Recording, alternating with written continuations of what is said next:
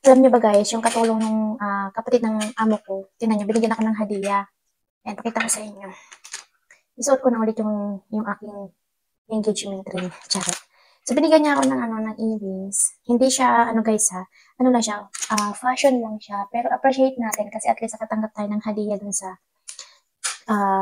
katulong ni ng kapatid ng amo ko. So, testingan natin. Maganda naman siya, di ba? Pang, natin. Ayan o.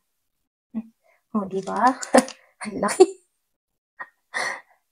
Ang laki ng hikaw ko. Di ba? Kalandian. Kaso baka kumati yung tenga ko nito. So, ayan guys. Tapos ito nagustuhan ko to. Kasi silver nga siya na may mga bato-bato. Ang kaso, tingnan nyo naman guys. Hahubuin ko to. Natatakot ako. Baka mamaya hindi mahubo sa kamay ko. Mapupul yung daliri ko. Tingnan nyo guys. Ang ganda sana niya guys. Kaso hindi kasya. Natatakot ako hindi mahubo. Ang goodness, ang sikip niya guys. Wala, agay. Yan na nga, hindi na nahubo. Oh my God, ang ganda pa naman ng hikaw. Anak ko, virgin pa talaga to Guys, alam nyo, ayan ipamigay ko rin to sa inyo. Ayan, ipamigay ko rin. Ang ganda niya guys. Silver siya na rin, tingnan nyo. Pero dito lang siya kasya sa hiniliit ko.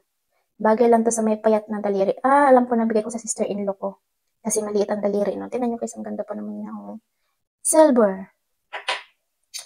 Ayan, i-appreciate natin kahit hindi siya rare. Ano lang to guys, yung earrings na yan, passion lang yan. Hindi ko sure. Baka mamaya. Tingnan nyo guys, paglagay ko doon sa bag kanina, natanggal yung kanyang tapos meron pa nito, isang earrings. So, i-open din natin. Naka 10 minutes and 21 seconds na tayo. So, ayan. Alam nyo guys, itong earrings na to, hindi to kumukupas. Kasi basta maganda tong fashion ng earrings na to. Tingnan nyo guys, ang ganda. Ayan. Suot natin. Aray, masakit yung tainga ko. Virgin pa talaga to. Wow, baka mahenta ka ng tainga na ito. Landi naman. Dapat pala naka-makeup tayo. Charot. Ayan. Tingnan nyo guys. Bakit tayo pumasok? Virgin pa talaga. Wow, tingnan nyo guys, katarayan. Ito kasi. Ayan. Laki ng earrings ko. Ayan, tingnan nyo guys ha.